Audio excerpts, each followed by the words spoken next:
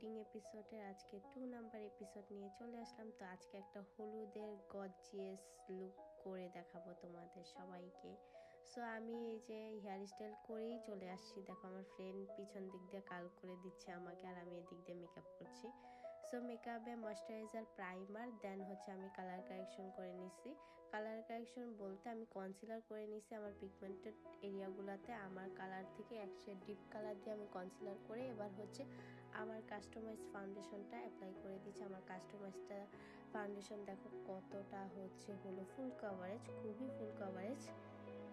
দেন হলো আমি এবার আমার কনসিলার অ্যাপ্লাই করে নিচ্ছি W7-এর 4 নাম্বার শেড, 4 বা 3 দুইটার একটা হবে। দেন আমি ক্রিম ব্রাশ আর ক্রিম হাইলাইটার ইউজ করে নিচ্ছি, দুইটা একসাথে এখন আমি মিক্স করে অ্যাপ্লাই করে নিব।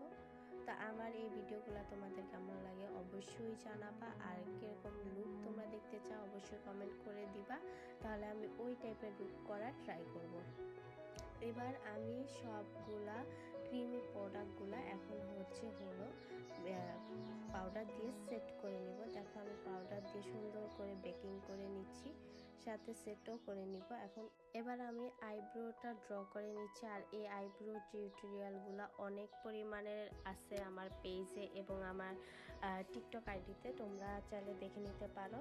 দেন আমি কনসিলার করে নিচ্ছিলাম, আর যেহেতু আমি একটু হেভি একটা বেস করেছি এবং হেভি একটু আই লুক করবো, এই জন্য আমি আই বেসটা একটু হেভি রাখার ট্রাই করেছি।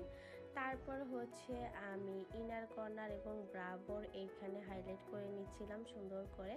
দেন আমি হালকা একটু ব্রাউন কালার উপরে রাখবো আর মিডলে শিমারি অ্যাপ্লাই করব, এই জন্য ব্রাউন কালার দিয়ে দেন ব্লেন্ড করে আমি একটা পিগমেন্ট ইউজ করছি। এবার হালকা করে গ্লিটার দিয়ে নিয়েছি উপর দিক দিয়ে। দেন আইলাইনার পরে নিলাম অফ ক্যামেরায়।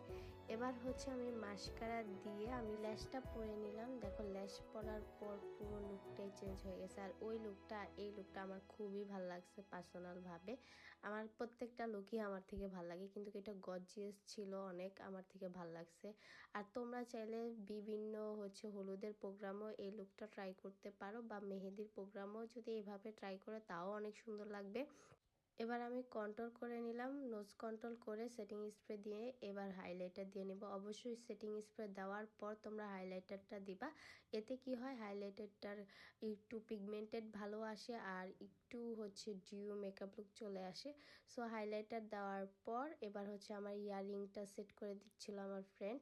এই হেয়ার স্টাইলটা তোমরা ভিডিওর লাস্টেই দেখতে পারবা। দেন আমি লিপস্টিক দিয়ে নিছিলাম, আমি লিপ লাইনারের পর কোন লিপস্টিক দিছি এটার ভিডিও ফুটেজ নেওয়া হয়নি। দেন এইটা আমার ফাইনাল লুক, অবশ্যই জানাবা কেমন হয়েছে।